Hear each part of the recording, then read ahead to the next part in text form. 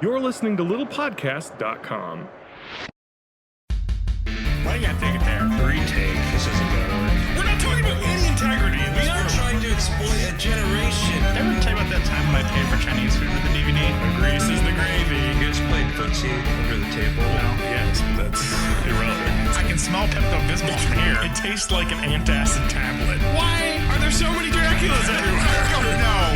No, there's potato vodka everywhere. Welcome to Born in the 80s, episode 214. I am your host, John Rowe, joined by my co-host, Matt Haig. That's right, Matt has flown in from Madison.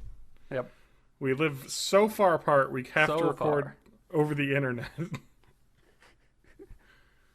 It's like you're in a different city. That's true. I am not, actually, because I'm in Madison now, because I moved slightly closer to Madison, so I crossed the... So you like cross the threshold. Yep. Middleton's like probably a block Alright. away. Welcome back to civilization. I know, I was in the boonies for a while, but now I feel good to be back in the land of the living. So what's been going on, huh? Adam is under the weather, I guess. We're gonna have a 3-man job. That sounds bad. Yeah.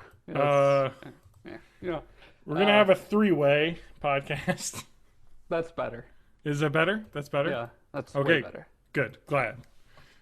Sounds good. All right. Next All time right. we'll have to have a 3-way. Yeah. But Adam is unavailable due to his own reasons. Extenuating circumstances. Sure, if he wants to call him that.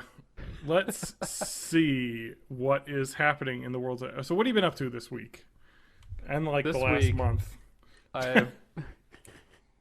I've been watching a lot of The Strain. Okay. Playing Heroes of the Storm, and I just got back into Hearthstone a little bit tonight for the first Nice. time. You were there. You saw me. I did see you playing Hearthstone. You won a couple there, and I then you did. lost one. I did. And then I quit because Yep. that's not fun anymore. Rage quit. The Strain. You know what that is? That's what I call the bathroom after Taco Bell. Oh. Hey, dad joke. Hey. I'm full of them. I should have a soundboard up. I know. I was wondering if there's a I way totally to do could. that in Google Hangouts. I'm sure you could easily have a soundboard because you have like equipment. Although I do too. I have the equipment to do it Yeah. because I have a mixing board, but it's just all packed away. Anyway, yeah. So that is my life.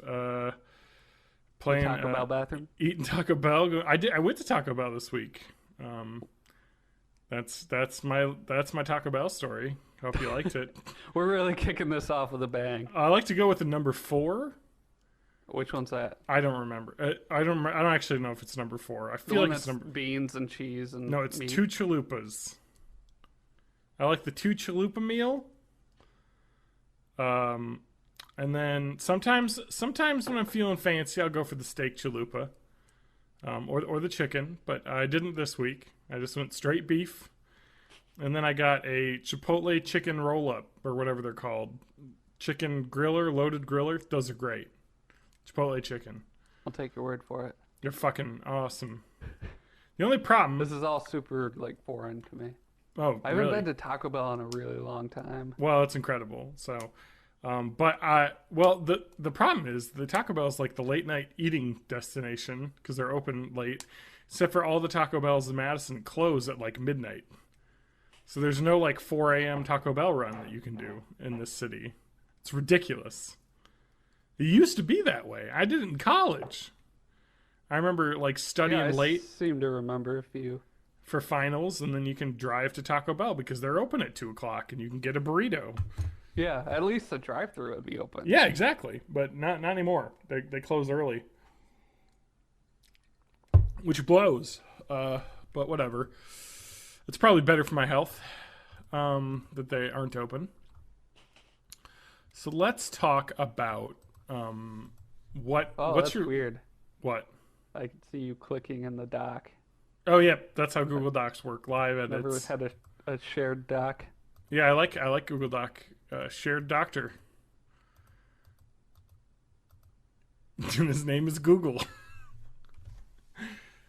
Thank you. Thank you. Yep. That is accurate. Matt is updating the Google Doc with what Adam is doing. Okay. I'll leave it as listeners can guess what Adam is doing right now. And I want you to email bitecast@gmail.com. Don't leave a thing on the website, because only Adam gets those, because he didn't set it up correctly to send to my email. So make sure you email it to, yes, it is bitecast, BITECAST @gmail.com. Email us what you think Adam is doing, and we'll let you know. I feel like I was a lot higher energy before we spent 3 hours waiting for Adam. Yeah, I know, right? We were going to start at 8 o'clock, but it's now 10. And we're just a little bit in. I don't know. I waited. It's a lot more casual this way, at least. Yeah. I know when you set up to do the podcast, and you agree upon 8 or 9 o'clock on Friday, and then you ask around 3:30, is 8 or 9 o'clock still good for tonight? Because Matt said he wanted to be on the podcast. Yeah, so I it's was a good all thing right. I badgered you into letting me on this thing. Otherwise, you'd be up shit creek. Well, I would just call you, and then if you were not busy, What you doing tonight? Yeah, exactly. Oh, that's what happened last time when Adam was like, I think he was sick. So I was like, well, now was he sick or? I don't know. He was legitimately sick that one time, or at least he told the story of his illness when he got back. Let's see here. I think some family and a friend might be over tonight, but I think I should be okay. And I said, okay. And then at 8 o'clock, I text, okay. And then at 8:50, I text. I almost said tasked. I text, what's the sitch? And I said, are you around, Adam? And he said, the reason that he can't be here. And I want the listeners to guess what his excuse is, because I'll bet you don't get it. Or maybe those of you with your eagle ears, I probably wouldn't have guessed it. will guess it correctly. That's because you know Adam. So this is odd, but anyway, let's not dwell upon the past and what could have been, and let's talk about what is today. Yeah, I'm just gonna open up Hearthstone again. So. And that is, you just chat. We just talk while you're playing Hearthstone. Yeah, I've got 2 screens now, so I totally could get away with it. I need to get another monitor for that very reason. I could just put this on, and then you could screen share Hearthstone, and we can just chat while you play. No, let's not do that today. Maybe something like that in the future, but we got to record an episode of Born in the 80s. Worldwide Welcome famous. to Born in the 80s, episode 214. I'm your host, John Rowe, and I'm joined by... Matt Hagg, stupid idiot. Oh. Well... You forced my hand. Like a Hearthstone game, you forced my hand. Yeah, so you've been playing Hearthstone, and those of you who don't know what Hearthstone is, can you explain how that game works, Matt? It's basically Magic. It's wizard poker. It's wizard poker. It's like Magic, the card game, but digital and a lot easier to get into. Yeah. I really need to play that because I want to get the mount that you get, the Hearthsteed in World of Warcraft. If you want to get into it, now's the time to do it, because it was getting out of control, which is why I haven't played it in a long time. Yep. And they just introduced new rules where sets of cards get retired after they're out for 2 years. Yeah. So a huge swath of them just went away.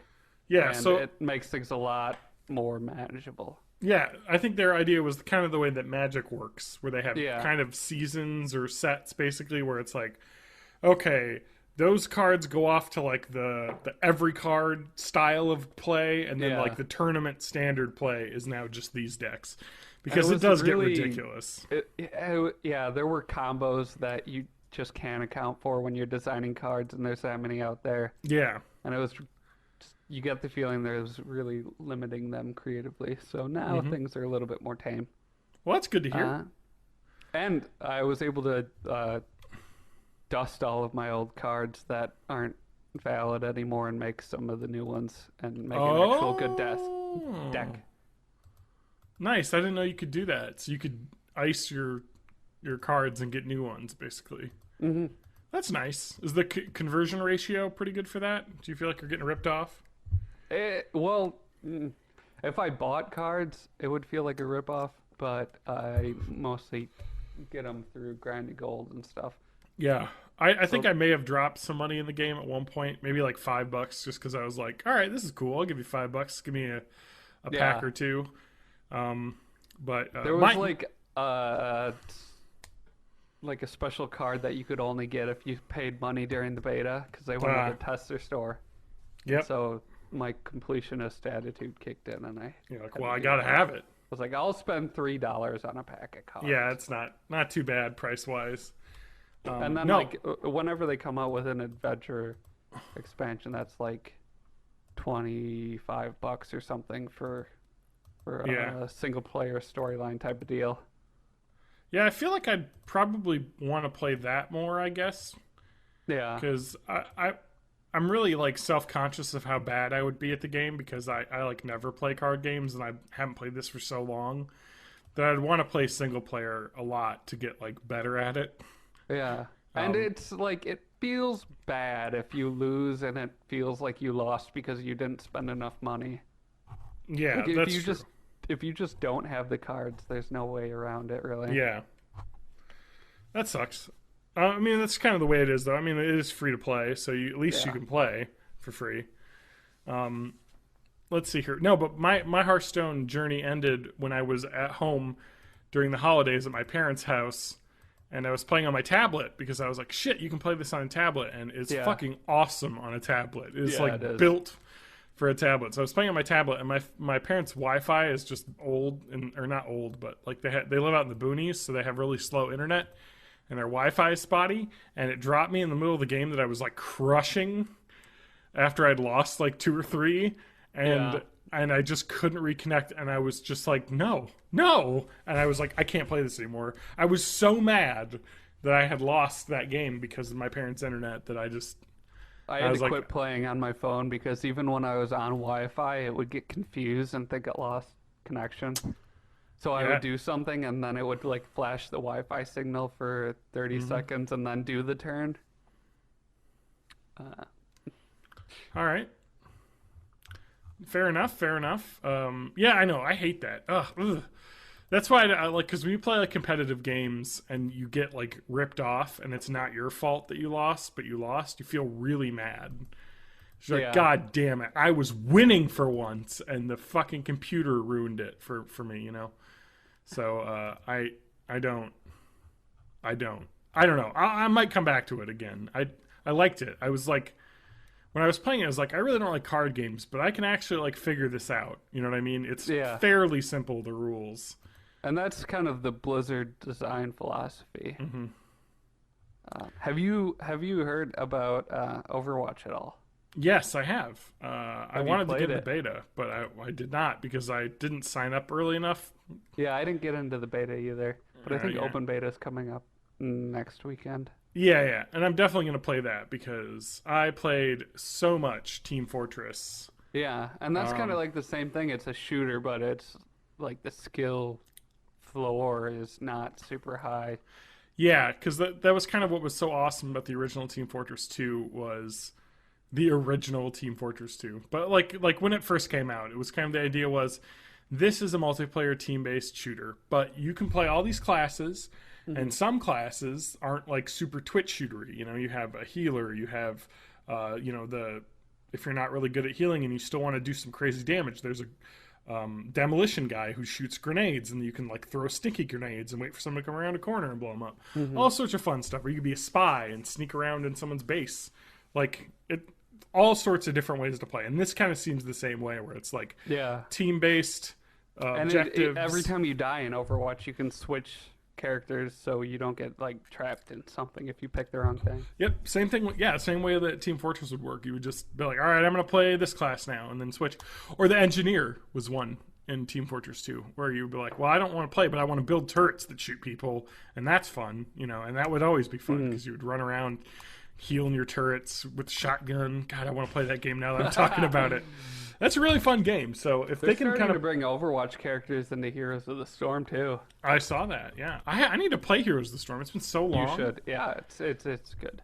I really liked it when I played it. They brought Tracer in, and she's like a glass cannon, but she doesn't have mana or any of that. She has ammo and a reload. Okay. In a MOBA. Yeah. It's like the weirdest thing. That sounds fun, though. I mean, yeah. Yeah. Blizzard's been great. I mean, ever since they had the Battle.net launcher come out, it's been bad for my wallet. Yeah. I still haven't gotten back into the last StarCraft installment. Have you played StarCraft 2 at all? I played Wings of Liberty and the Zerg one, Heart of the Swarm. We'll have to play. And they were really good, but it kind of felt like it fell off. Yeah. The legacy of the war. They were like, our whole StarCraft team's gonna go work on Heroes of the Storm now. Yeah. So. Yeah, I mean, Heroes of the Storm is their kind of new let's be esports kind of thing. Yeah. Because I don't think StarCraft took off in the US as much as they would have hoped, but it did for a while. I love watching StarCraft live. Dota started to pick up steam and it just stole everything. Yeah. Like, like this started as a Warcraft 3 mod. Yeah. Like they kind of really missed the boat on that. Yeah, I mean, they still have GSL, which is the Global StarCraft League, which is the one that I watched back in the day, and that's still huge, going strong. You know, with Are the they same. On StarCraft 2, or do they play still StarCraft do 2. Brood Wars? Yep, they switched over to StarCraft 2 on purpose. Because it was a while before they switched over. I remember, like, over a year after StarCraft 2 came out, they were still doing Brood Wars. Yeah, I remember specifically paying money to subscribe to like a Korean website to watch it. Cause like you pay $20 to get the whole season, like 2 or 3 months of games. You know? Yeah. So it was like, that's not bad. And I watched it and I got way into it because it's just neat. Like the way that the StarCraft games work is that it's such a game that's so Twitch based as well as like long-term, like long game strategy based. Like it's like speed chess. It's like chess, but like live. You know, where you that's the best way to describe it. It's like chess, but you both are allowed to move your pieces at the same time without any like turns. So you're just like trying to quickly get things done, and there's still kind of a long strategy in play, but you get to see the cool Twitch like action. That's awesome. I'm looking forward to I don't know, maybe playing that. I haven't played Heart of the Swarm, but I think I think it's really cheap now. It's 20. Probably. I mean, Heart of the Swarm is cool because it's a lot more like Warcraft, where you have a hero unit. Yeah. And they have special abilities, and it's usually Kerrigan, and she's like super overpowered. But it's a lot of fun. She can just decimate stuff, and I need to finish Wings of Liberty first. I probably got about halfway through that campaign, and then my computer died the first time. So I would say Heart of the Swarm's a lot more fun than Wings of Liberty. Wings of Liberty was cool, but having the hero unit makes it a lot more fun. Yeah. Well, that's cool. Did you play any? Well, we can go through the whole Blizzard launcher. Did you play? Did you buy Diablo 3 ever? No. I played Diablo 2. Diablo 3 is really fun. I have Diablo 3 on here, and I have it on my PS4 as well. It is a really good for couch co-op. Like Lauren and I have played it. It works really well. Can you do cross-platform? Like if I'm on PC and you're on a console? No, but I have it on PC as well, so I would just play it there. Because let me just open up the Blizzard launcher and see how much it is. I have no clue. I need to buy the upgrade as well, the Reaper of Souls. I'm on this kick of like old games that I never had the system for, so I went through Portal series, and now I'm thinking Dead Space. Yeah, Dead Space is great. I played the first one. You can get both of them for $34 on Yeah. Steam. Yep, PC gaming, man. Lots of good deals. A big backlog. I am looking forward to Overwatch though when that comes out. I'll definitely be playing that. We'll have to play it together. Yeah, we can stream the demo or the not the Yeah, demo, open beta. The beta, yeah. That sounds good. I'll be there. And we can play some Here's the Storm now. Yes, right now? Well, not right now, but maybe later. Okay. God. We're recording a podcast, Matt. Oh, is that what this is? That's what this is. So it's telling me I can try Diablo for free, Oh shit. but it wants me to install 16 gigabytes worth of. That's how they get you. The first taste is free, Matt. Do I have 16 gigabytes of free Oh, space? No, I I don't have know. 15.4 gigabytes on this hard drive. Well, you have to make some space. Maybe later.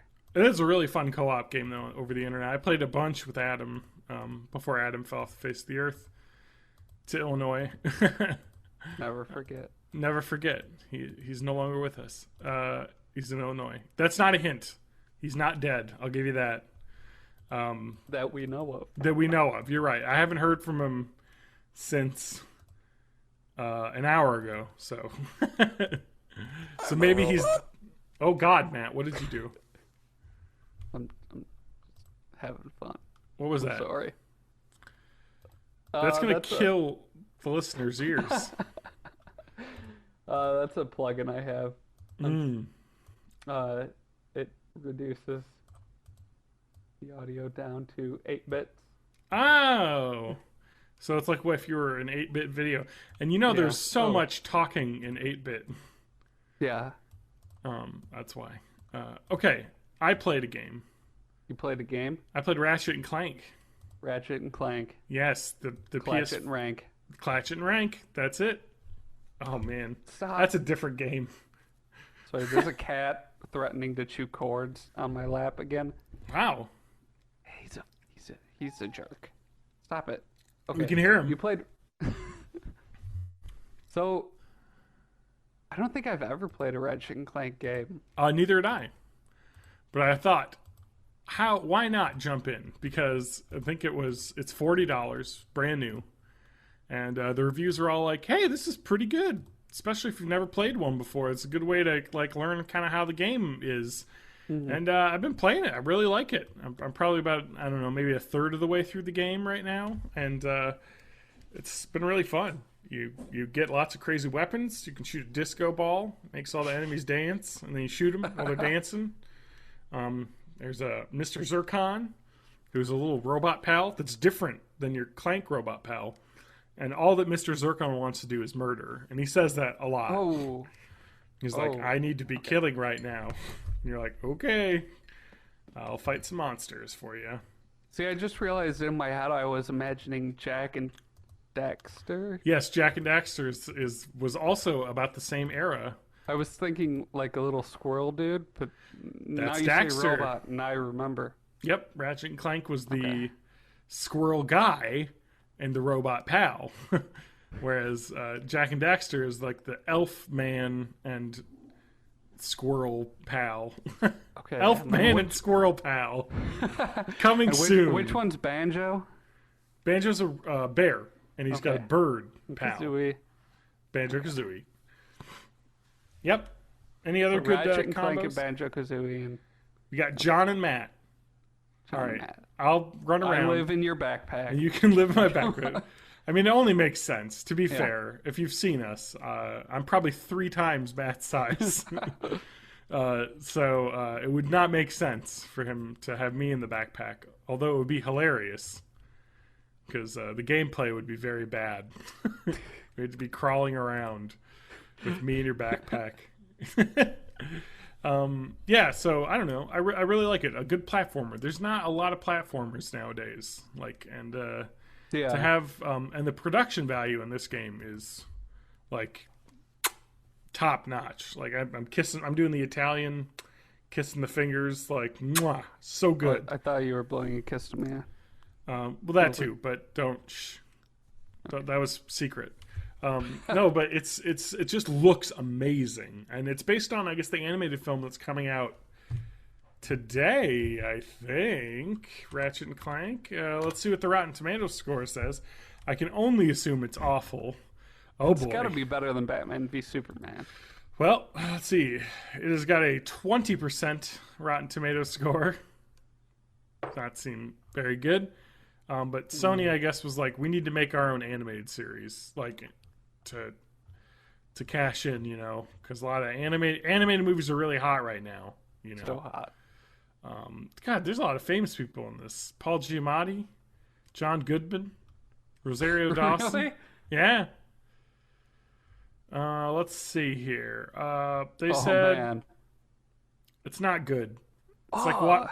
It's like watching. Got 76% though. Yeah, Keanu sounded pretty neat. I think the review that is doing decent. Yeah. No, I'm glad too. I guess the reviews are all fairly positive. I think someone. Stop I chewing that. I think Sorry. I think most of the negative reviews were like, this would be a really funny sketch, but it's a whole movie. So I mean, to be fair though, I mean, I love Key and Peele so much that it's like, well, even if that's the case, I'm sure I'll enjoy the movie. You know what I mean? Like, it's worth seeing because I'm sure it's funny. And I mean, plus it's got the Born in the 80s running with Scissors connection. That is true. I mean, we did have Keegan-Michael Key on this very podcast over like 7 years ago. We're just going to keep banging that drum. Yeah, keep banging it. Yeah, we had world famous burlesque dancer Tyler Falco shot on as well, but I don't think unfortunately Tyler is not as famous as Keegan-Michael Key. Not yet. But yeah, so Keanu, I haven't seen yet, but I'm going to see next week. That's the plan. So he is, I suppose the main character is probably Jordan Peele from the trailer, but he adopts a cat. He's the owner, and he's robbed. And the cat has been stolen by a drug dealer. And they have to get the cat back, and so they pose as drug dealers and get into the underworld of drugs and guns and money and cats and women. Have you seen John Wick? Yes, I think it is basically the whole thing is a parody of John Wick. Yeah, it's a parody of John Wick, whereas John Wick was a puppy. There was more to it than that, but the idea of the absurdity of the ultra violence over it makes sense. Yeah. And I'm looking forward to it, and supposedly it's good. So the reviews seem fairly good. I mean, you're talking about 71 fresh reviews. That seems pretty good. Certified fresh. Worth seeing. So you're going to see the World of Warcraft or the Warcraft movie with me? Boy, I don't know, man. Because I don't know anyone else that's going to go see that with me. I don't know, man. Like, I like World of Warcraft. I'm way into World of Warcraft, and that's my problem. It's Duncan Jones. How can it be bad? I know, which is why I was excited. Bad. The trailers have not led me to think it's going to be any good. I want it to be good, though. It could be. I mean, I don't know. It looks insane. Like, they made this, and I can't believe that it's been made the way it looks. I mean, everyone was like, let's make a CG World of Warcraft movie that looks like World of Warcraft, and it looks exactly like the CG awesome cutscenes they have, and I don't know. Well, we'll see if it's a good movie. I mean, I don't know. Duncan Jones is great. He wrote it. I mean, like, come on. Yeah. It's got to be at least okay. Like, this could just be the trailers being cut to be like a summer blockbuster, and there's actually some good dialogue and I mean, like all the music they've used in trailers. That's not like the director's choice or anything. We'll see. I mean, I'm holding back. I mean, I'm definitely hope it's going to be good, but I'm not going to like kid myself into like it's going to be great. But I really do love World of Warcraft, and the lore it's okay. It's such a weird hodgepodge of like high fantasy and pop culture. Yes, exactly. Which I don't think they'll have in the movie necessarily, but like it's kind of interesting how like the whole Warcraft mythology like came to be. So I believe like I feel like the World of Warcraft like started as like kind of like a pen and paper role playing game, with a bunch of the original creators had made, and then they created Warcraft, the strategy game out of it, and kind of built this world. And maybe not like a D&D game, but it was very much a group of young engineers and video game developers that all kind of got together and built this like kind of Warcraft world. When they were really young, working together at Blizzard, or not before it was even called Blizzard, I guess Silicon and Synapse was the company, and made this crazy like giant thing, which is the Warcraft lore and World of Warcraft and StarCraft and Diablo. I mean, Jesus, man, Blizzard makes some good games, huh? Yeah. Yeah. Yeah. And now you can play Warcraft, the role-playing game, which is like a D&D style pen and paper. Yep. All you want. For a while, they had the Warcraft trading card game. Yep.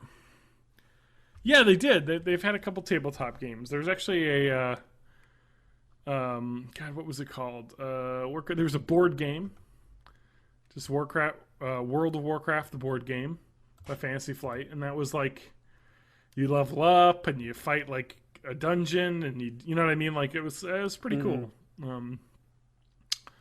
Yeah, which seemed kind of neat. I don't know. I love World of Warcraft, and that's a game that I've been playing all week.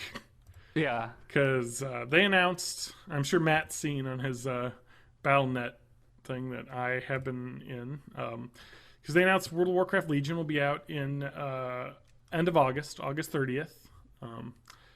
The last expansion, I traveled down to hang out with Adam, and I brought my computer and we played it live when Warlords of Draenor came out. So, but Legion is coming out this summer. I'm looking forward to it.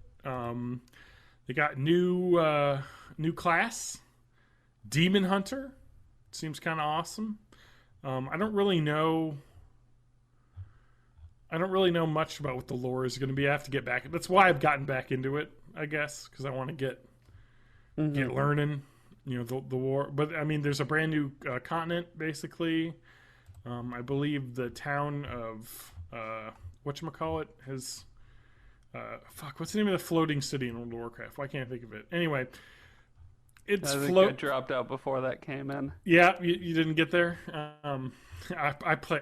I can't get enough of this game. It's ridiculous how much World of Warcraft I've played it. But yeah, I was in vanilla, and then I don't even know if I made it to the first expansion. Really? You played vanilla, huh? Yeah. It must have been like 2005, 2006 when I stopped playing. Dalaran. Oh my god, I couldn't think of it. It's like a magic city. That's where city. those mages in Hearthstone come from. Yeah, it's actually a floating magic city. So it's like powered by magic, and it just kind of floats. So I don't know anything about this expansion. I'm literally talking directly out of my butthole right now. It smells so bad. It's coming so directly out of my butthole. But the images of the map looks like Dalaran is hanging out there, so I can only assume. Is that the one where they go back in time, or is that the last one? The last one they went back in time. Okay. So the idea was that the Dark Portal, which went to the Burning Crusade, which was like the Outland where the orcs originally came from, and they traveled through the Dark Portal to the world of man, and then that's where orcs versus man kind of started. They tried to make their own, and they created the Horde. Teamed up with the undead and the undead elves and the Tauren and the trolls that already were on Earth, in Azeroth. So the idea is with Burning Crusade was we're going to go to where the orcs came from, and there's shit going on there because it's opened up again, and we don't want another orc invasion, so they have to stop an invasion. And then Wrath of the Lich King came, and those who played Warcraft 3 remember the Lich King, ending up in Yes. Northrend. That's one of the main reasons I want this movie to do all right. I want an Arthas movie. Yeah, because it'll be awesome, because that storyline is incredible. Just going in through the Warcraft 3. village, murdering people before they can turn. Yeah, that's right. Well, you got it. You don't want them to become zombies. Exactly. So we know that. But anyway, so he went. He went up to Northrend, and then basically he's now the Lich King. He's corrupted by the power that he gave him, that he took on, knowing that it would corrupt him. He took it on to save Azeroth. So he. And then you fought him there. I have to let Lauren's leaving to go hang out with a friend, so I'm just Sure. Yep, just chatting. But anyway, so so that's the lore there. He goes up there, and you have to go stop him because he's like badass, and he's starting up some shit and making armies of the dead, and it's going to be bad because he's basically lost his mind.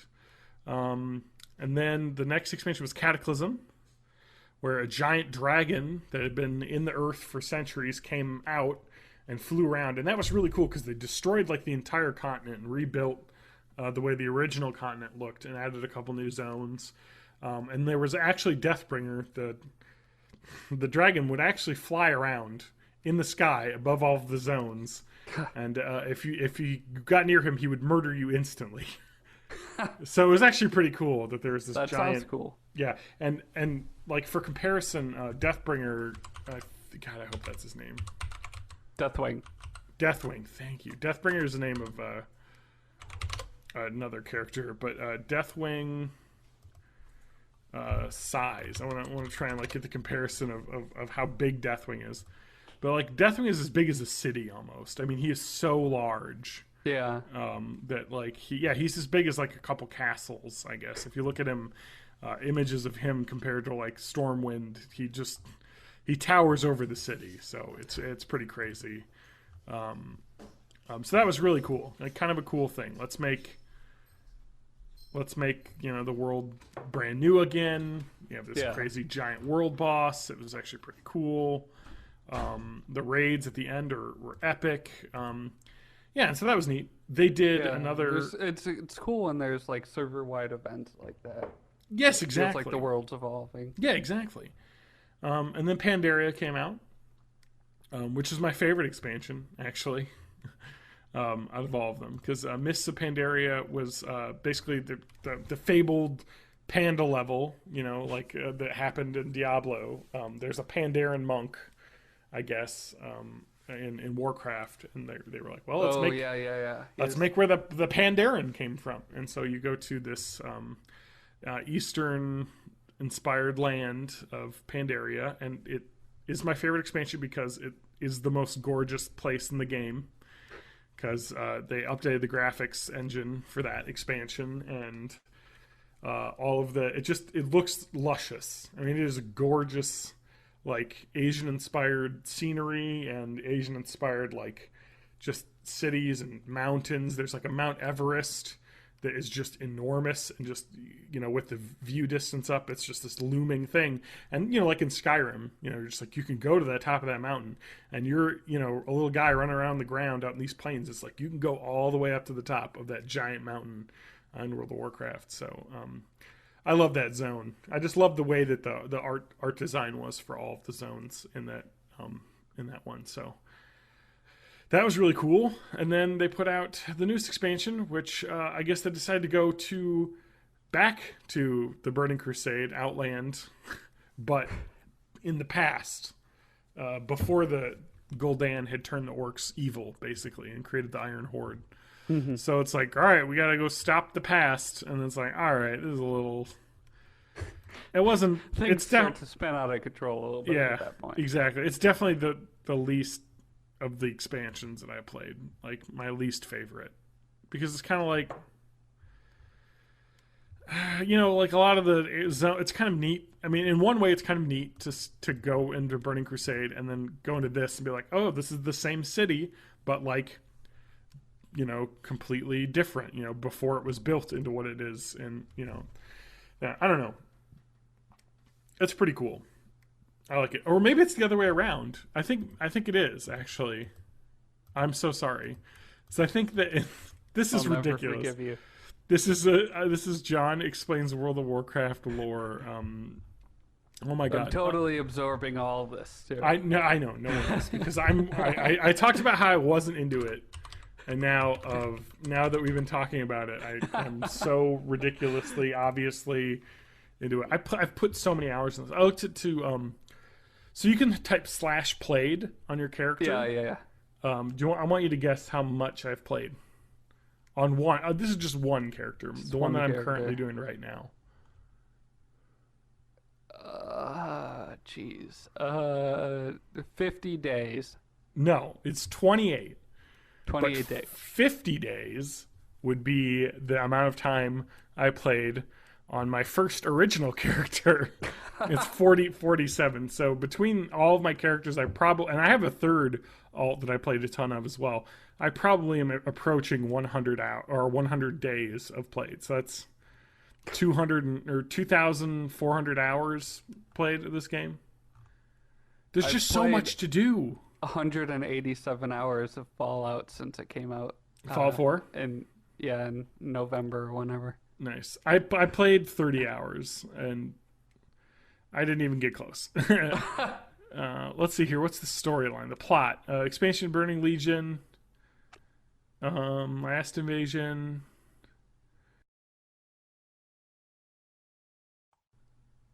I think I muted you. You did totally mute me by playing that video.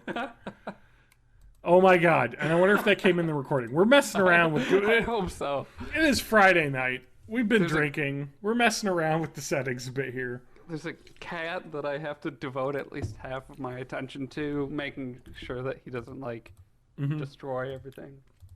But I believe I was right. So I was right the first time. It was the portal opened again. It's not into the past. This is that. Whereas the most recent expansion, Warlords of Draenor, you go into the past. Yeah, set after the events of Myths of Pandaria. Yep. And then, oh no, I'm sorry. It's not a past. I'm so sorry. It's an alternate universe. Where as if something that didn't happen in Warcraft 2, basically, I guess. Didn't happen. I don't know. It got so convoluted. Can we leave this behind? Yes, we can. Thank you for saving me from that. It's getting so. All of the stuff that I know about Warcraft lore at this point is from tangentially from Hearthstone and Heroes of the Storm. There's no lore. The lore is it's too much. Other than that, the new expansion will be out. You can play as a demon hunter, which sounds really fun, actually.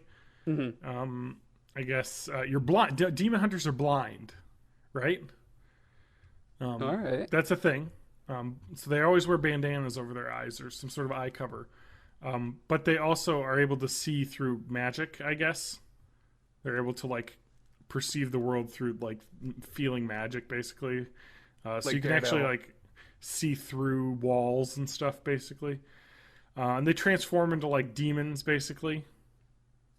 They're not like people that hunt demons. They're just a hunter that is a demon. So is Illidan a demon hunter? Yes, he is. Oh, okay. Correct. Yes, you can become Illidan. Check this shit out. Ultimate thing. So you know what you do in World of Warcraft you played is you run around and you hit the jump button a lot while you're running because you love to jump. Yes. Check this shit out. Demon hunters double jump. Oh! They can double jump and glide, which actually sounds pretty fun. So they added Death Knights in Wrath of the Lich King.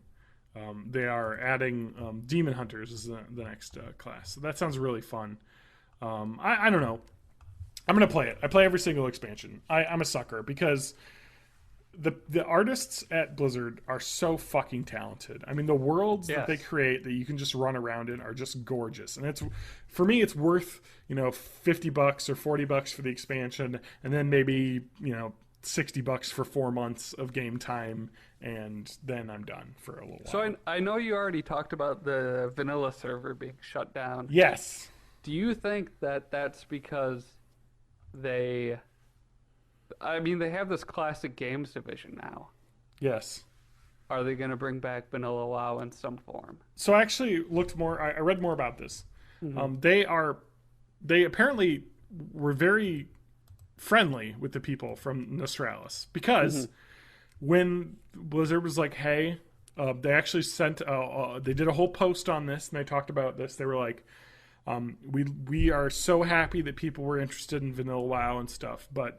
It just legally we cannot allow it to happen because if we allow someone to run that, you can't selectively enforce copyright. Yep, exactly. We have to enforce our copyright, or else anyone could steal it, and then legally they wouldn't be held liable. Like there's just no way.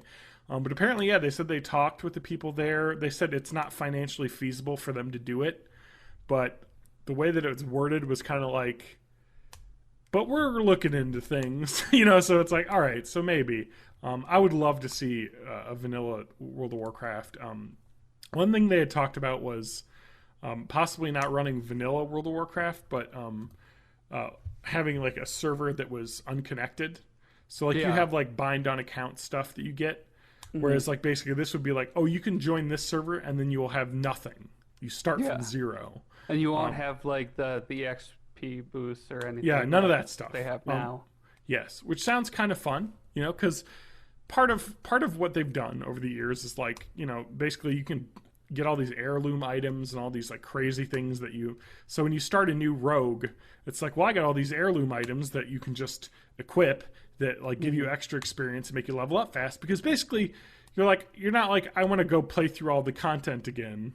There's a little bit of that, like I want to, see some other stuff while I level up. But also, I just want to get another max level character to go like do other stuff with and get him cool gear. So it's like kind of a build up to that. But to me, the leveling was the fun part of WoW, and not the only fun part, because I do raid quite a bit. Not anymore, but I did a lot in Pandaria and in Vanilla WoW and stuff. So that was fun too. But the thing for me about the game is I love exploring. I just love the fucking worlds that they build, and they're so enormous. Like running across all of the continents would take like, maybe a full day. There's so much land to cover in that game, so it's just You're fun. Giving me the itch.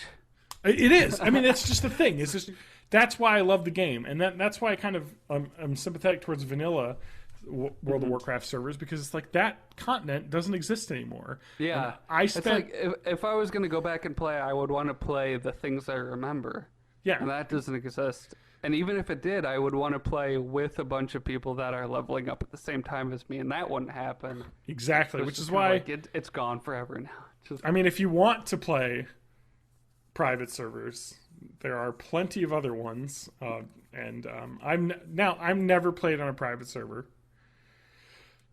But if I had, there is a private server that I know of that still runs, but isn't as big, so it didn't get quite the notice that did. But that's all free. I mean, it's crazy. But they don't charge for it. That's like kind of their thing. It's like, well, we're not making money off of it. We're just letting people play this old game for free that they already bought. Like you just want to be able to play the old version. I'm like, okay, whatever. But there still are private servers around that are free to play.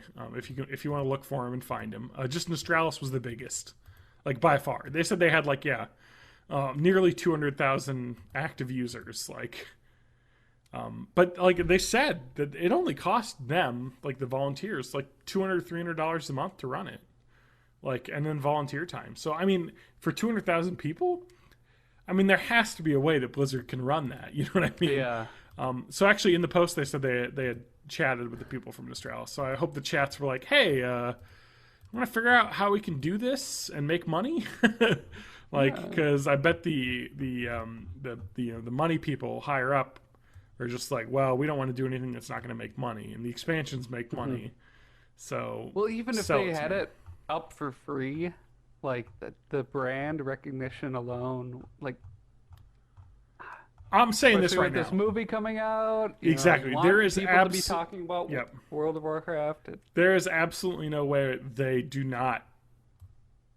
There's absolutely no way that that won't be available. It's in some form, because like honestly, I even have the itch to just run a single player server myself and just go back to that world and play, because those starting zones and those quests that were all single player quests it just seems like I want to do it, and like I could give myself GM commands, so I could give myself an item that kills everything instantly, so I could do all the dungeons to get the quests done as a single person. I don't know. I really have a hard time believing they developed this classic games division just so they could patch Warcraft 3. Like, it's going to happen. There's got to be a bigger plan in place. 100%. It's I'm not sure the Lost Vikings or Rock and Roll Racing. No, I'm sure people are like, hey, remember that original World of Warcraft? I think that the changes they've made are good, and the game still plays really well. Yeah. But they will agree that the way that the game is now is so different than what it was. I mean, the classes themselves are so homogenized. Like, every class kind of can heal itself a little bit. Which makes it so much easier to get in and play, because, you basically, to build quests and all this stuff, everything fits really well. If you need to get 2 or 3 people together to do a thing, even if you don't have a tank or healer, you can still get by. But it also makes it so playing different classes don't have those differences in gameplay feel that they used to, which kind of sucks, because that was kind of the fun of, like, I'm going to play a hunter, and now it's like, all right, I did that for a while. I'm going to go play a warrior, and they play completely differently. And it's like a whole different game, I don't know. I love this game. That's why I resubscribed, and it's pretty cheap, so I don't know. We'll see. I'm looking forward to the expansion. They got a class hall. I guess there's a demon invasion coming, so you got to stop that. I guess like they had garrisons in Draenor, which kind of suck. I don't know. I'm looking forward to demon hunters showing up in Heroes of the Storm, though. Yeah, it's true, right? I could talk for hours about why Warlords of Draenor just didn't really do it. I mean, it just, the way that they built the garrisons, it kind of ruined. There's no like central area where all the players hang out now, because everyone just hangs out in their garrison, so you never see anyone anymore, which kind of sucks. And they've done a lot of I used to play this game called Dark Age of Camelot. Yep. And I saw that go through the same stuff like a few years before. Yeah. Before the whole World of Warcraft thing. And I really wanted to play Dark Age of Camelot, because that looked cool. It was a lot of fun. It sounded cool. It's all dead now. And like, I even went back and I read the Wikipedia page about it, and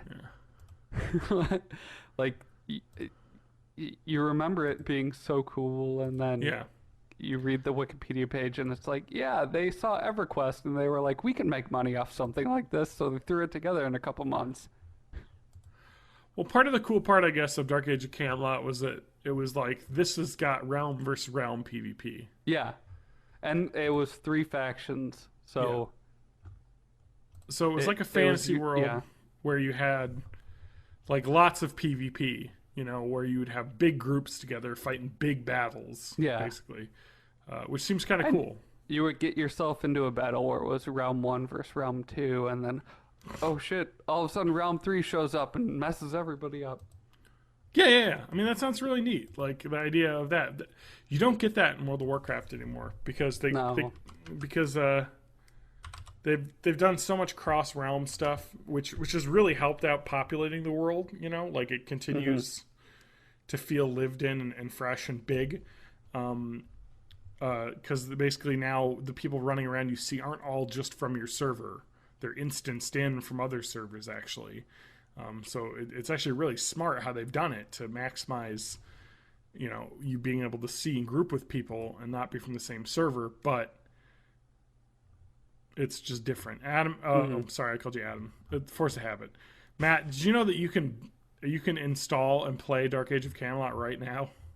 Really? Yeah, it's still around. They have a guide for returning characters, the beginner's guide.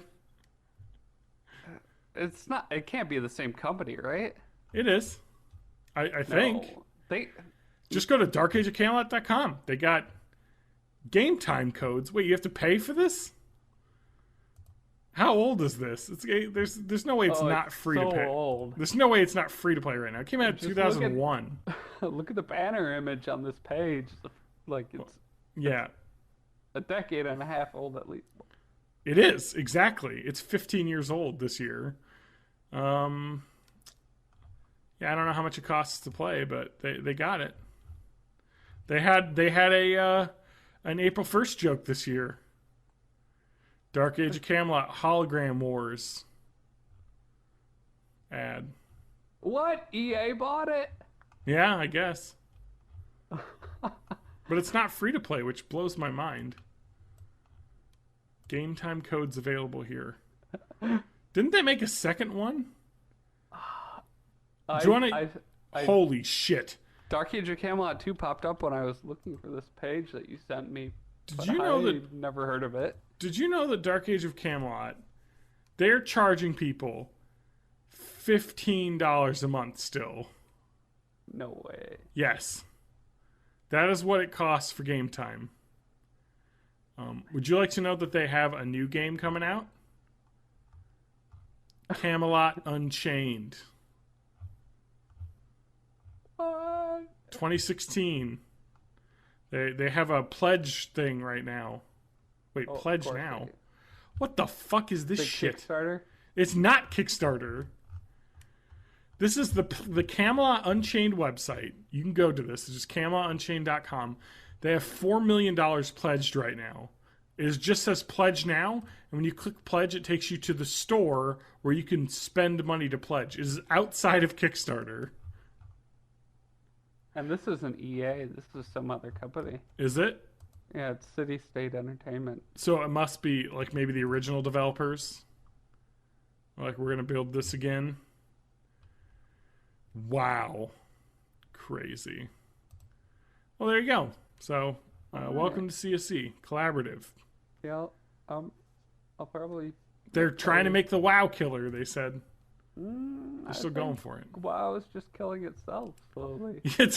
You're right. Yep. City State Entertainment. Mark Jacobs, Godfather of Mythic Entertainment and Dark Age of Camelot. Oh yeah, Mythic was the original publisher. Yeah, so this is Mythic going through that. He co-founded City State Entertainment with Andrew Meggs, who is a programmer at Bethesda and Mythic. So basically, they're like, we want to make an MMO. All right, well, good for them. When it comes out, if it's good, I'll play it. I love MMOs, so. Okay, that's enough of me. That's what I've been doing this week. What are we at time-wise? Oh, God. Okay. No, we're good. It's fine. We'll just cut all this World of Warcraft stuff. No. But we will cut all of us fucking around with levels at the start for 15 minutes. Computer Gate update. I have a GTX 670 in my computer now. Donated from my brother. So I have a card that's from 2012. It's a classic. It works though. It plays games in HD, in medium high settings. So it's fine. I'm waiting for the new cards to come out this fall or this late summer and fall. So I'll get myself a GTX 1070 or something. There's all kinds of VR ready cards coming out. Yeah, exactly. I mean, there are VR ready cards now, but for the same price in 6 months, you'll be able to get a better card. So I'm gonna wait. This'll last me. All right, we got to get through this. That was mine. I watched Monsters University. Have you seen that? No. Okay. It's really good. I don't think there's a free way to watch it. The Monsters Inc. sequel? It's a prequel. Prequel? It's college. Pre-Monsters Incorporated. They were at Monster U. It's before they were incorporated. Yes. Not to be confused with Fear Tech, the other giant college.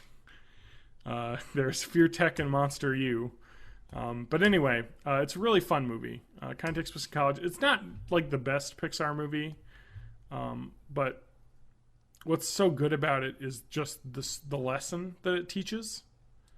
Basically, so the premise of this movie is, I would say I don't want to spoil it, but I mean it's been out for 2.5 years now. Yeah. the plot is And Mike. it's not on the free Amazon Prime thing. No, so it I'm gonna have was. to watch Yeah, it. you can rent it for $4 or something, which is what we did. But because I wanted to see a new movie and I hadn't seen a Pixar movie, and I was like, I haven't seen this Pixar movie. I should really change that. And it's definitely worth watching at least once because it is funny. And the voice acting's good, and I love the universe that they created in Monsters Inc. Just that like monster world, with its own like Monster University and like monster like subways and all. I don't know, just really cool. I love the way that world is built. With all these fun-looking monsters. But the premise is basically Mike Wazowski is this adorable little, ball green guy with a giant eye. He's adorable, this tiny little baby horns. But he wants to be a scarer. And so he goes, he goes when he's a little kid to the scaring floor on like a tour, and he like gets to see a scare work up close.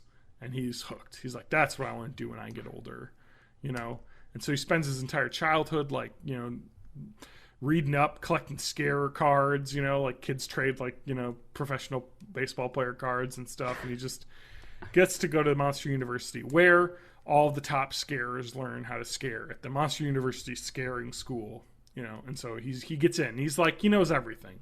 He's like Hermione in Harry Potter. He always knows the answer to every question because he's been reading the book since he was a little kid. But, he's just not scary looking. And so everyone's like, you can't make it. You're not scary looking.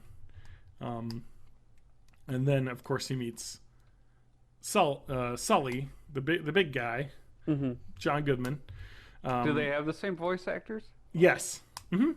And he's a Sullivan, and they're like just like this, like you know what I mean. It's just your classic like, I was born to be a scarer. My whole family's scarers. Like I just look like a giant monster. I'm good at scaring kids.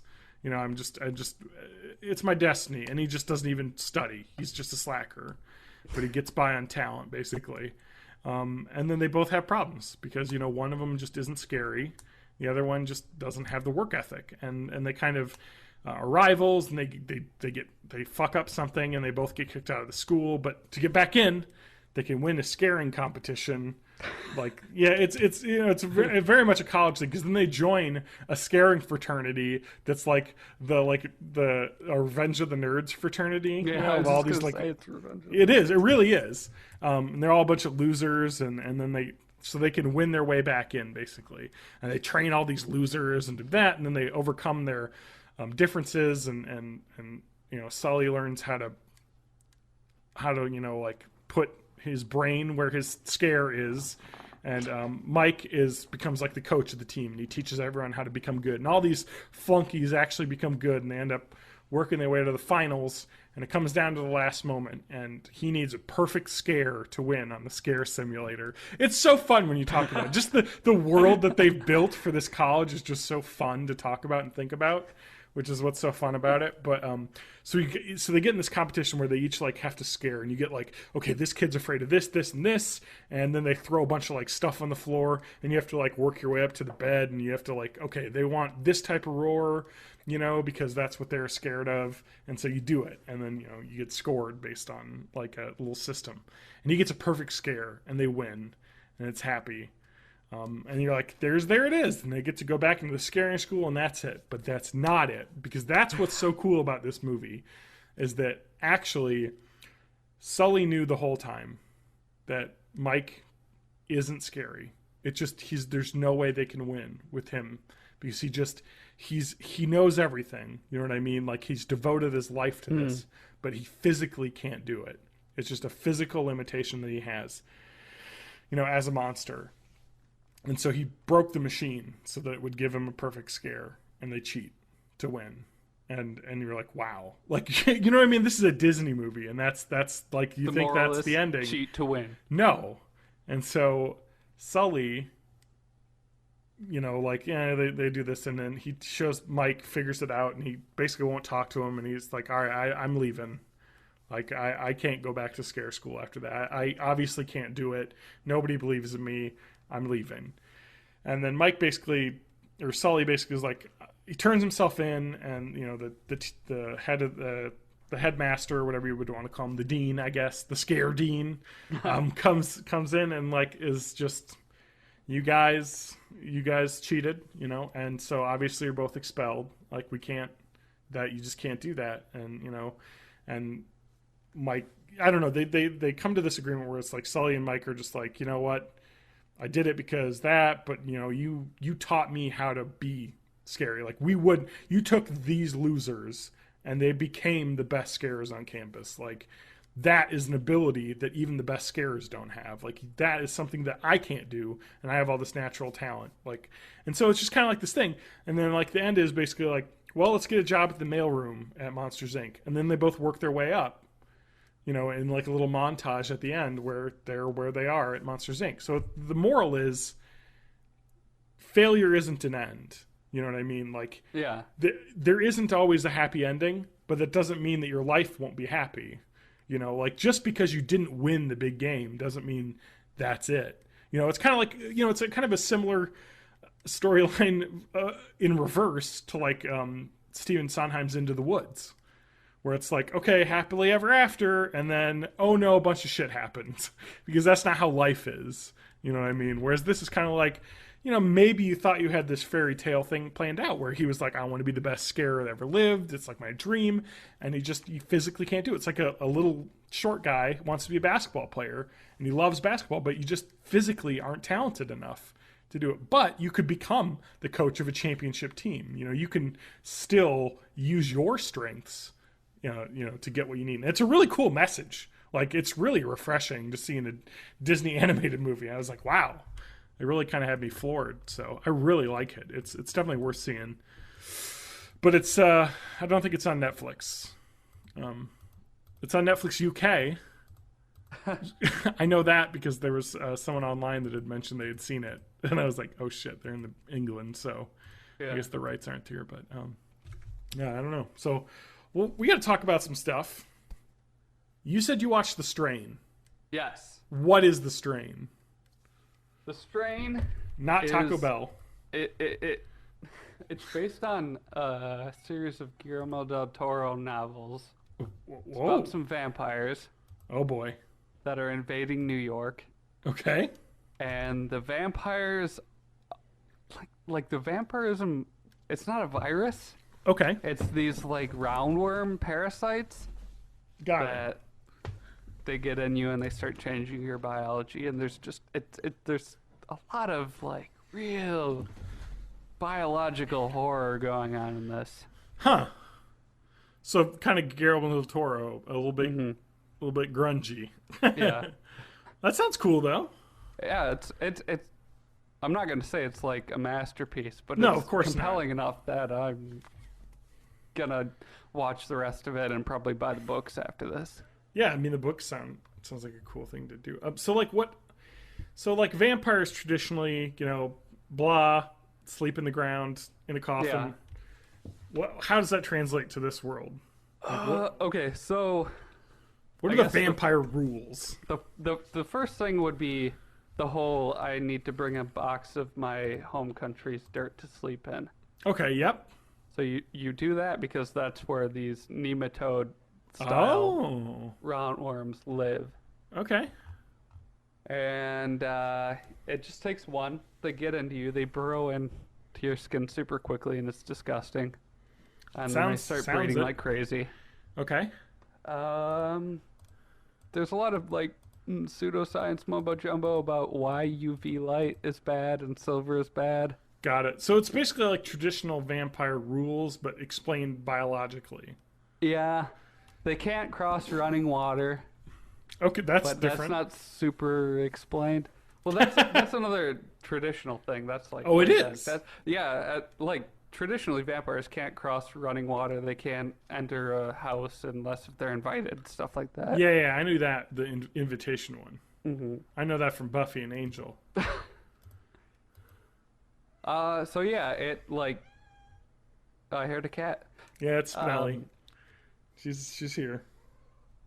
Yeah, it rewrites you so all your hair starts falling out and you turn super gross looking, and you develop this like 6 foot long proboscis type thing that shoots out of your throat.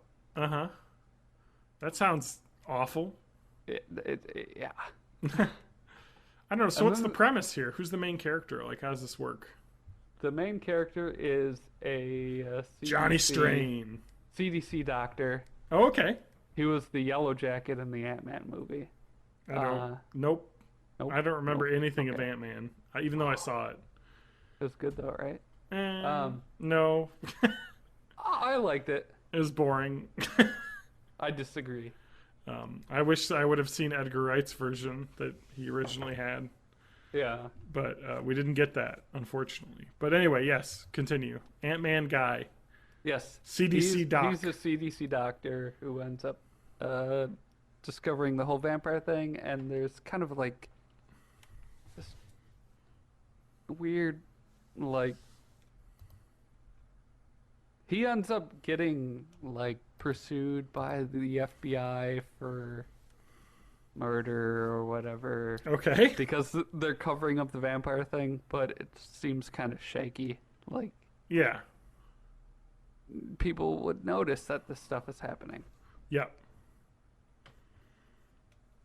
But it follows him, and I'm looking it up on IMDb right now. And so he becomes a vampire, or is he like No, not a vampire? he's kind of a hunter. Okay, And cool. There's Filch from the Harry Potter movies is like this old-timey vampire hunter. Like a Van Helsing kind of. Yeah, All right. he's like he was in so some of the vampires are Nazis. So Okay, there's that's good. And Filch was in a camp because he was a Jew back in the day. Okay. So he's like almost 100 years old, but he's been taking serum to prolong his life, so he only looks like he's whatever age that actor is, in his 70s probably. Yeah. Argus Filch. Yes. Kevin Durand is in it. He's Who's that? What have I seen him in? Nothing. The Strain. He was in one of the Resident Evil movies. Nope. Nope. Nope.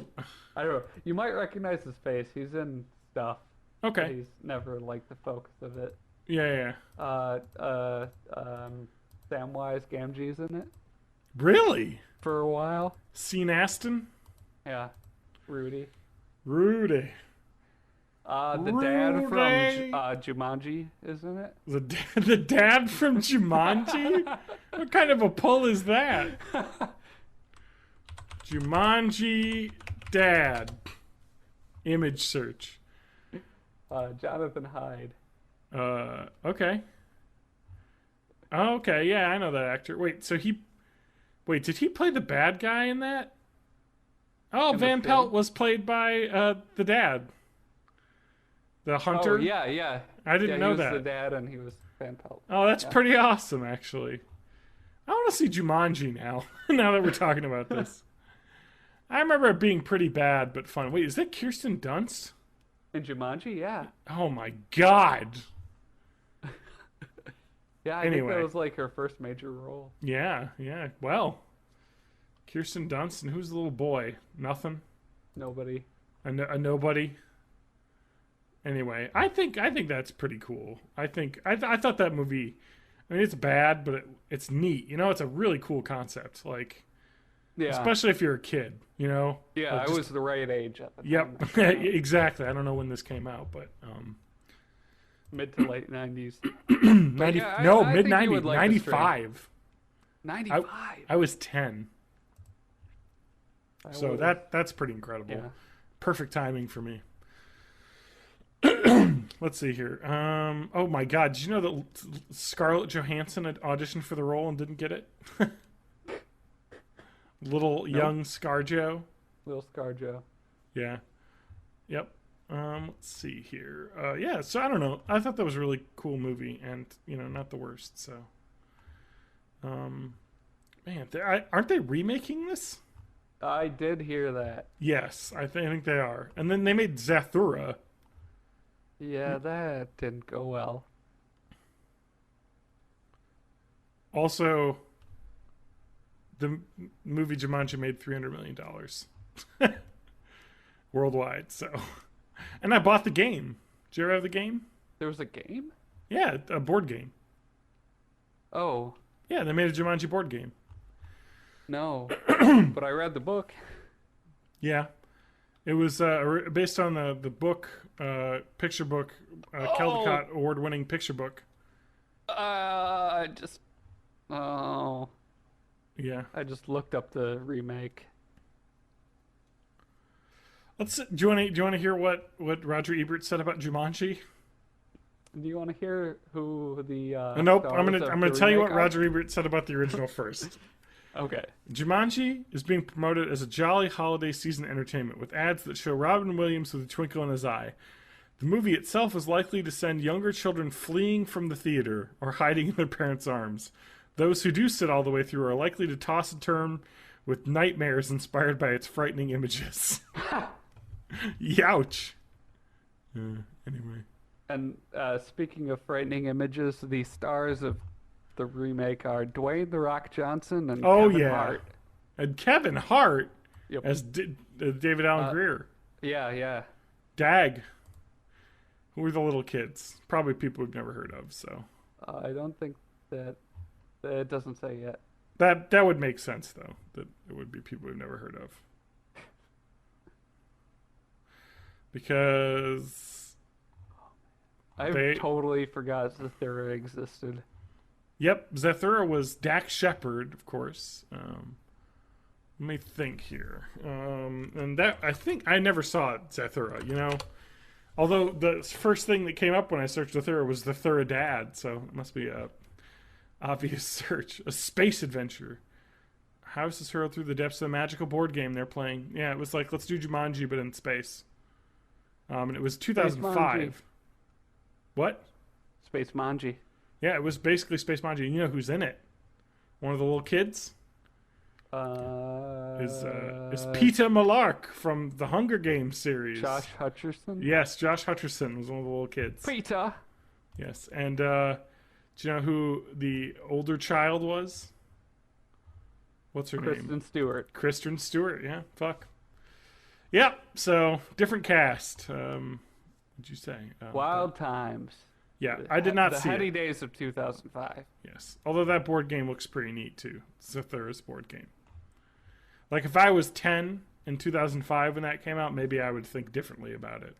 But I was 20 when Zathura came out, so it does not hold the same appeal to me that did.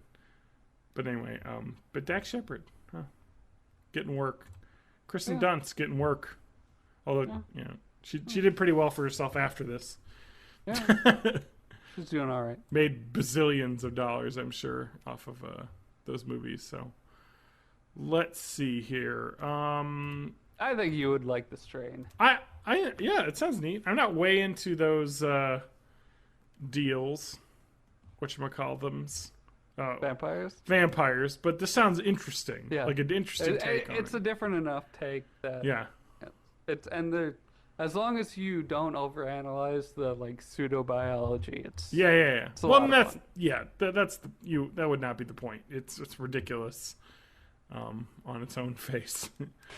No need to think it's anything more than just fantasy. You know, like what they said in Mr. Science Theaters. You should really just relax. It's Mr. Science Theater 3000. Okay, let's see here. We've got...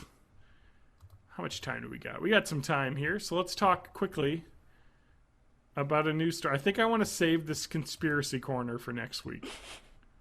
Because I was at work when I was reading it, so I didn't see all these videos. Some of them look like some gems, though. So there's an interview that's 2 hours long. Oh, wow. Well, I wasn't going to watch that. I did see a video with Eminem. I'm going to tant it for next week. So we'll talk about this next week. The video is basically that there's a secret Illuminati celebrity murder and cloning center where celebrities are cloning themselves and like murdering copies of clones and doing all sorts of debauched things. But there's a video of like Eminem and some sort of ESPN segment where he looks like he like I guess is just like kind of like I don't know glazed over look on his face for a little while, and they're like this is him glitching out. His mind control wore off for like a few seconds. I was like, oh my god, I gotta watch this. L. Roker, MK Ultra control. Yeah, MK Ultra mind control. That's another conspiracy. We'll get into that next week. There's a lot of side-by-side pictures with red circles. Yeah, so images of celebrities before and after cloning kind of thing. Like so-and-so didn't, actually died 10 years ago and their clone has been around. Let's talk about this. Let's talk about Nintendo. Okay, can we take a quick break first? What the shit? I have to pee. You already peed. All right, we'll take a quick break and then we'll come back. Just vamp. Yep. Spinelli, stop meowing. Yeah. Alright. Life is vamp. Vamp is life. Watching a video on YouTube. Doo-doo. Well, Matt's gone. Having some fun.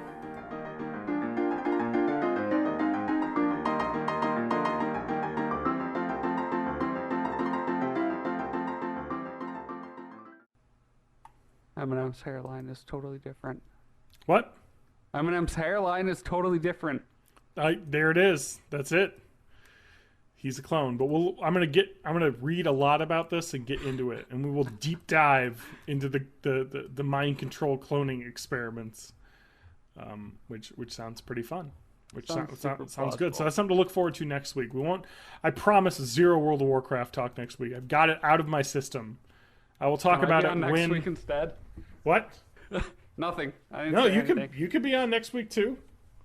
I don't see why not. We can I'll bring in Adam Ham's soundboard. Yep, and then it'll be like he's there. Just get the snoring and we're good. All right. No, so I want to talk about Nintendo. So Nintendo NX, the next system had been kind of rumored. We talked a little bit about how PlayStation's going to have a 4.5, Xbox going to have a 1.5 all words, I guess, because the way they did that. But the NX, people were like, it's going to come out this year. No. They announced officially in a financial release that the NX is going to be out March 2017 globally. So that is the next Nintendo video game system. They've said that it's going to be as powerful as the current systems, including the updates. The idea is they want it to be on par technologically as the new stuff, and it's got some crazy shit going on. And so there's not a lot. But they said at E3 this year in June, no talk about the NX. So we won't know anything else about this until it comes out, basically. So I have some concerns. Okay. Tell me. Nintendo's basically still working on the IPs that they've been working on for 15, 20 years. Mario, Zelda. Mm-hmm. Are they going to reach a point where the diminishing returns from that just aren't worth it? Like, it seems like every time they try something new, it just doesn't hit the same way. So they're just they're selling nostalgia. Yeah. And eventually that's going to run out. I mean, yeah, that. I would say that's somewhat true a little bit, but there is some good stuff coming out of it. I don't know. Like the new Super Mario 3D World was really fun. The new Mario Kart's probably the best one on Wii U. I mean, there has been some good stuff. I mean, they do, but you're right. I mean, the problem is that they've been basically living off nostalgia for this entire console when you think about it, because there's no company but Nintendo is making games for this system at this point, because it just doesn't work. You can't make a game and then port it to the Wii U. It just doesn't work because it isn't powerful enough. So they kind of hamstrung themselves there. I think I remember you wanted to play the Zombie U game. Yeah, but that came out as Zombie on the PC and all the other systems eventually. So pretty recently too, if I remember. So you can play it now if you want. But maybe I will. Yeah, I believe it was free on PlayStation Plus last month. So I have a copy, but I haven't played it yet. I mean, it just seems like they're in a weird place where they can't really make an impression with their hardware. Yeah. And should they just license their IP to This is companies? This is somewhat true, but the 3DS is still doing very well. Yeah, they can do handheld. That's And so without question. Yes, and so they actually have been doing not licensing, but they have been with Miitomo. They made a mobile game that's pretty simple. It's basically just kind of a me chat little channel, but it's fun to mess around with. I like it. It's cute. But they announced 2 new games also in this call that they're working on for handhelds, not for handhelds, but for mobile phones. Because in Japan, mobile phones are king, and they've kind of supplanted portable consoles. Even computers are not super common over there anymore. Yep, it's basically all phones and tablets. And we're talking about Nintendo is putting out 2 new apps. The next 2 apps for smart devices are going to be a Fire Emblem app and an Animal Crossing game, which is exciting because I love both of those games. So, I guess Fire Emblem is going to be kind of a role-playing strategy game. They want to kind of make a mobile Fire Emblem style game. And Animal Crossing, they want to connect to dedicated gaming systems versions. So like there'll be like an NX version of Animal Crossing, and then you can like do stuff on your phone, and then it'll connect to your console at home and like update your progress. I mean that seems kind of fun. You know what I mean? And that's kind of what Nintendo I think could really do well, because they have such a strong like character base. They have so many good games and IPs where it's like, I mean, to make the next console successful, all they have to do with the NX is be like, all right, here's the new console.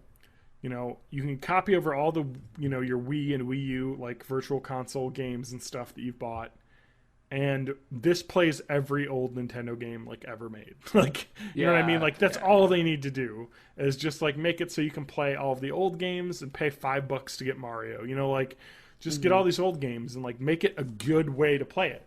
And a lot of the rumors have been that the NX is going to be kind of like the Wii U, where it will have a gamepad with a screen, but the gamepad with the screen will be able to be taken anywhere and play. So the idea is that you'll be able to be like, I'm going to go, with this in the car as like a kid, and I'm going to take it with me and play games on that, and then when I get home, I'll dock it. And like it'll be, it's all synced up.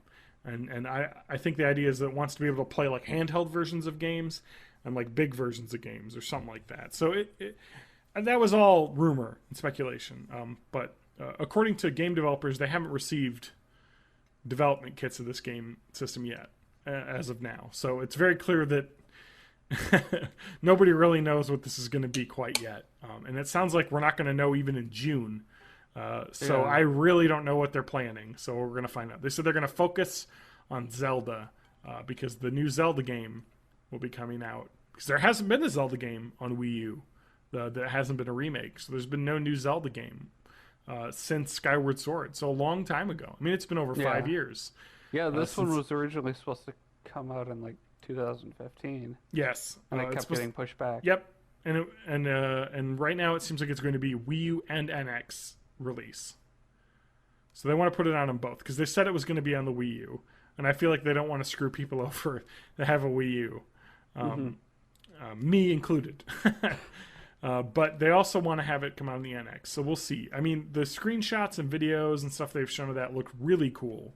Like, it looks awesome. Like, the art style and just running around on a horse shooting arrows at giant monsters seems really fun. And I remember enjoying it a lot in the past. So I really hope they can do it. But it sounds like we're going to hear a lot about that this summer. And then it's going to come out in the spring. Maybe as a release title, because it sounds like it's getting pushed back until early 2017. So it may very well be a launch title for the NX. So we'll see. I'm looking forward to it, hopefully. And these new mobile games they've been doing have been really cool.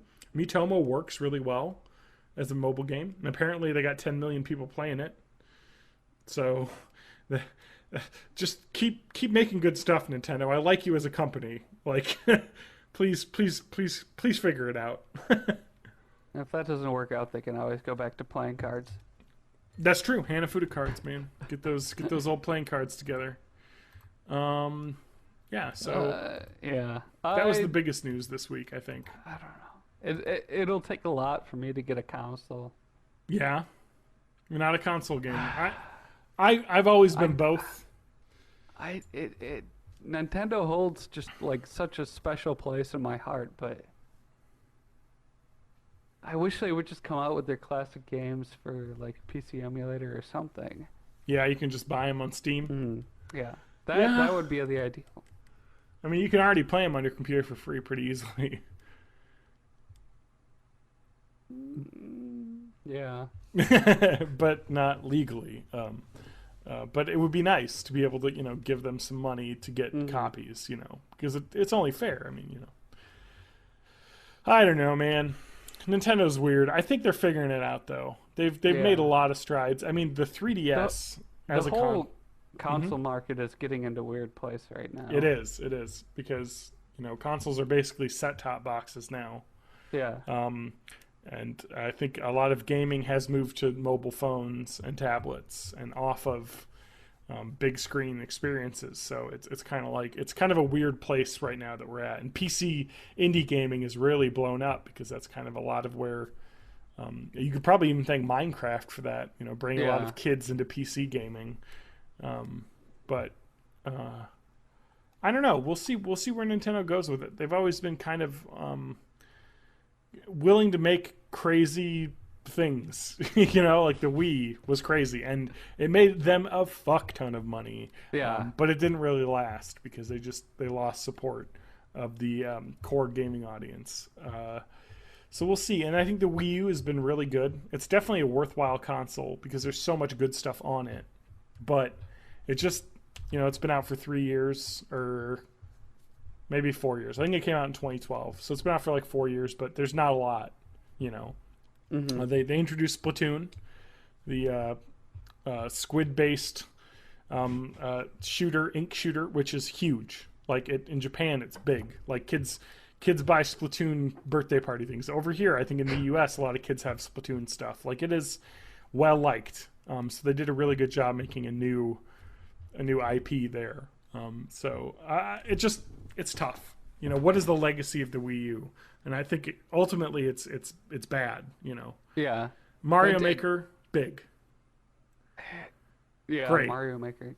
I don't personally like the game a lot, but what it's done is good.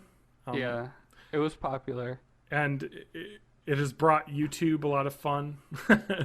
People playing Mario Maker levels has been really fun to watch, and that. But I don't like the way the game works for the little people.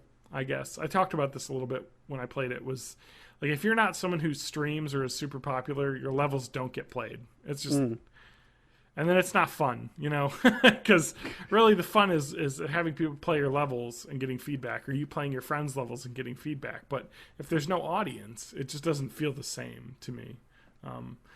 It is kind of fun though if you play, watch YouTube videos of people playing these crazy levels, and it's like, well, you can just go on. And play that level yourself on your TV. It's really kind of fun how Nintendo's kind of embraced this like YouTube culture and playing and sharing in their own kind of weird Nintendo draconian way with their content sharing program and stuff. They're pretty late to the party, but they've embraced it, I think, and I hope that that's where the company goes. And I think they need to embrace it further. And they could. I mean, they should, because Mario Maker was a huge success for them, and hopefully that's a little kick in the pants to saying, hey man, online is good. People like Nintendo stuff. Yeah, Let's share I'd like it with to the see world. them do more stuff that is like enabling people to create stuff. Mm-hmm. I think they could really like a Zelda niche maker, Yeah, like whew. They're always kind of this weird. They have this weird niche that doesn't really fit with like the Sonys and the Microsofts. No, the hardcore gamer type stuff. But even if you think back to like Mario Paint on the Super Nintendo, I love that game. Oh yeah, so good, so good. And it's not even a game. Yeah. You just mess around. I actually had a Super Nintendo. It felt like it was just like a really simplified version of their dev tools. Yeah, like I had a Super Nintendo at our old apartment where I lived with Lance and Adam, and I got out Mario Paint and we just dicked around for hours. It was so much fun, like just drawing stupid stuff and making stamps to make like Yoshi dance on top of a giant penis that I had drawn. And then like have weird like noise because I had that music editor that was really fun. And I had this Homestar Runner giant guide that was like this is how you can do the Star Wars theme in Mario Paint, stuff like that. And Homestar Runner started in Mario Paint. Did it? Yes. Actually, if you look at they talked about that, but the original first Homestar Runner cartoons were animated in MS Paint. I guess the brothers chaps had made that on their little Super Nintendo as a fun animation thing because they had these characters they had drawn children's books and stuff about, and they had built. It's just awesome, like it was a real fun creative tool that was really neat, and I think that Mario Maker's captured that a little bit. Yeah, if YouTube existed when Mario Paint was around. Oh yeah, there'd be so many videos of people dicking around. Shared and shared and shared. Yeah, for sure. And that's, I think, where Nintendo needs to be. And they could be. And we'll see. We'll see what happens with the NX.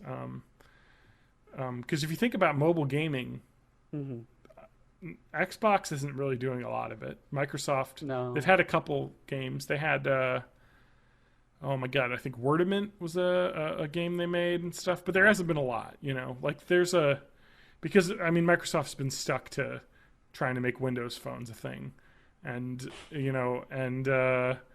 Sony make Windows phones a thing. Sony hasn't really done much. They did have the Sony Ericsson phones that played like PlayStation games for a while, but they haven't really done much either, in the mobile space. Whereas I think Nintendo's trying to make a big break for it, and I think that's crazy. Like, because one of my favorite things with the 3DS is the Street Pass, where you basically just take it out in the world.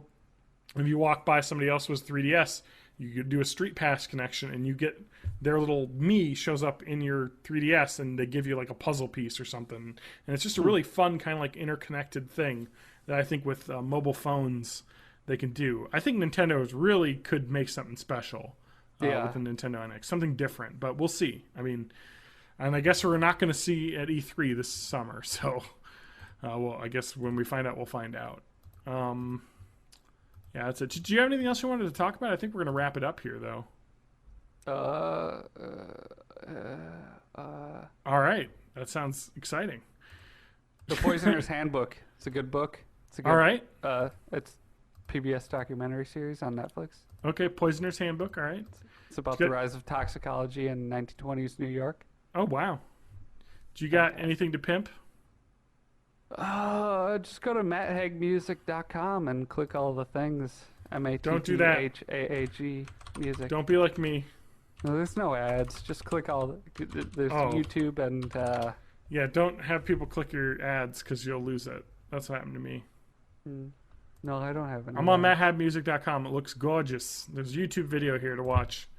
Matt plays the theme. I think I've seen this one already. That's probably still The Walking Dead. It is The Walking Dead theme. And you're in a basement. It's my parents' basement. Oh, nice. I like the wall. It's very cool. Yeah. Anyway. So I have the Fallout theme up on SoundCloud, and you can buy it on iTunes and stuff. The video for it is taking a while because animation, Matt, I guess, takes a while. Your copyright should be 2016 now. Do I have a copyright on that? It says copyright 2015, Matt Hag. Why don't... Just looking at the bottom of the website. I'm just telling you. Does that enforce anything? No. No. No. I would like matthagmusic.com or Matt Hag Music subscribers, but I already am. So I can't subscribe twice. Awesome though. You have 400 subscribers, man. That's pretty cool. Yeah, there's a couple of them. There's just a couple. There's some fun the thing stuff. is, like, people are watching, people are subscribing, but then like beyond that, Yeah, it's just how it is. then I want people to follow me on Twitter and watch my streams and All interact right. with me and talk to me because Twitter, Matt Hag. yeah, it's all Matt Haig music. Matt Hag Music. All right, I follow you on Twitter.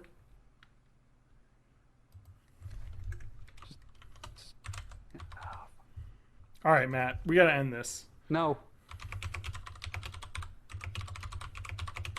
I'm talking about you on Twitter. oh, okay.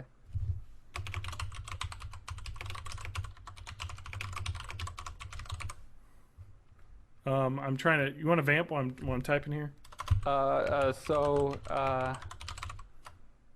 You know, I've been watching The Strain. We talked Okay, about that. that's enough. All right, you need to get your vamp game up, man. Come on, man. Yeah, so I think that's going to do it this week. Of course, you can email us at bitecast@gmail.com, or you can go to the website, which is bornintheeighties.net, where you can find website stuff, links to all the episodes, like little images that I made, all sorts of fun stuff. But I will also put up, or you can comment on the episode, and I want you to tell me what you think Adam's doing. I want you to guess, and I'll tell you if you're right. And that'd be great. So, Matt, do you have any final words? Potato. Potato. That's good. So you did play Portal 2, huh? Yes. I actually restarted that recently as well, like a week ago. So I hadn't played it since 2009 when it came out. So that's a really good game, huh? Yeah, It's really funny. the humor in it. Yep. It's hilarious. A lot of fun. Yeah, Steve Merchant's great. All right, we got to call this, though. Thank you guys for listening, and we will catch you next time. Bye-bye. Bye.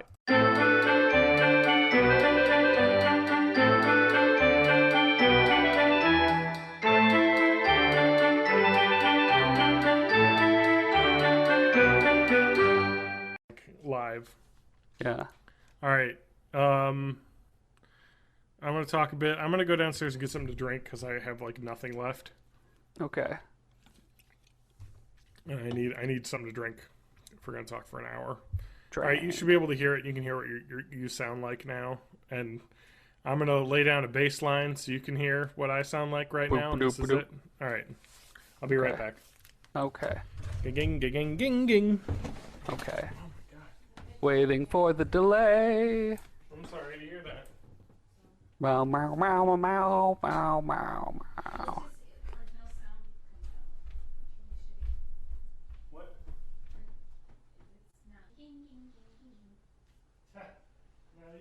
All right, I'm testing how I sound. There's gonna be some sort of delay, and then I guess I'll hear it. It is? La la la la lay. Oh, good. Yeah, it's weird that stop working.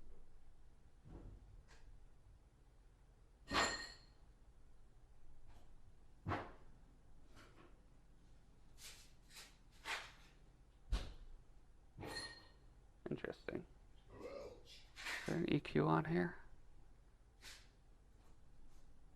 Check, check, check. No, wait. Yeah,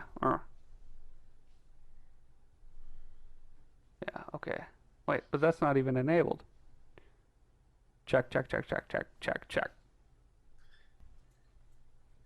It's not really doing anything for me. I think that's pretty much how it's gonna sound.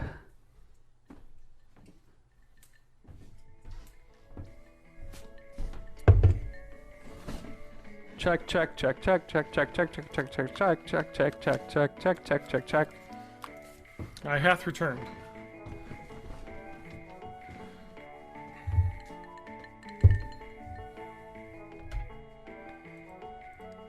Hey man, I'm Yeah. back. Sounds fine. Okay. It's not clipping or anything, but it does sound a little bit. I'm hearing you and I'm hearing you on a delay. It's weird. Yeah, I know. That's what happens when I'm trying to do this. But yeah, Hey, past John, watch out. Future John, it's me. this is probably the best it's gonna sound with this mic. I'm hoping to get a better mic soon. but Yeah. it'll be expensive. Yeah, Adam bought a Yeti, Mm. a blue Yeti. I told I him want- not to, but he did. Well, 'Cause- they're all right. Yeah, but they're non-traditional sized. He was like, he had a hell of a time getting a stand to work with it Oh yeah. because they don't have the traditional. Because the snowballs you can put on a stand, but that's kind of too wide of a pickup pattern. Yeah, exactly. That's why I wanted the Yeti, but the Stop Yeti's it. got like a weird bracket thing. He bought like an adapter from Amazon that was janky, but it works. And it's like, yeah, it's because they're non-standard. Anyway, So my cat, whenever he decides that I'm not paying enough attention to him, he starts chewing on my headphone cord. that's not He's good. an asshole. Which one is that? Rodrigo. Let me just hear the levels again one final time before I stop checking. Levels, levels, levels, levels, levels, levels, levels. Okay, I think we're good. Hey, I can see you. Yeah, I should get a webcam, but Does it mess with the audio quality? If I have it the doesn't video? actually. Okay. What happened to your other mic that you had before? Or is this the same one? This is the same one. Oh, Does it sound worse? I mean it's just louder. Oh, yeah. I'm running it through. like a The compressor. cat does not want to be held.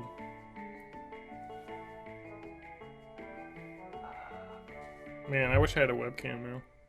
I don't have a cat though. Yeah, this is just running through a compressor. I don't think it's super. It's fine. It sounds fine. For a podcast, it's good. It's not bad. All right. Yeah, the compressor might be coloring it some, but Yeah. that'll just make it sound more radio-y. Yeah, it's fine. Let me turn the camera off of you. All right. I Yeah, got this webcam from Best Buy. I have a webcam somewhere. Oh yeah. I It was just don't- actually cheaper to buy it from Best Buy than it was to get it from work with my discount. Oh yeah. Mm-hmm. I have It's like, like a a- million. It's one of the Logitech ones. Yeah, I think I have the exact same one. I should set it up. I just when I moved, I packed it up, and now it's in a box with a bunch of other packed up computer stuff. I reached an all-time high of 2 people watching my stream today. Oh my god.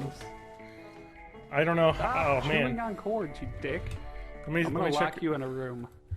Let me check my Twitch channel to see how many views I have all time. Should I share this? We might get like one person from my Twitter feed to watch it. Okay. Okay. Enough of that nonsense. All right. So that works. I was just Okay, like, yeah. Should I pee before we start? If you want, yeah. That's what I kind of did. I did already, but we've been waiting for so long that I have to pee again. Yeah. It's almost 10. So. Okay. I'll be right back. Yep. That's fine. You, don't chew my headphone cord. Oh, hi there. Hey, what's up?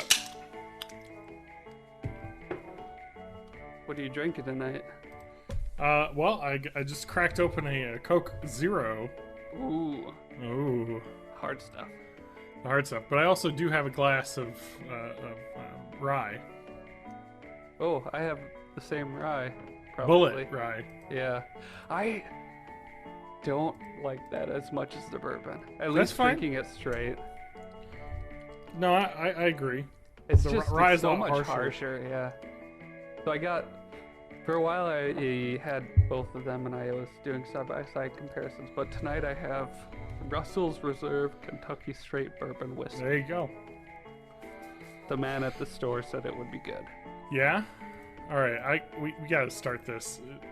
How long has this been going? We're only 15 minutes in. I thought it'd be like a half hour of the recording without anything. All right. I'm ready. You ready? I'm ready.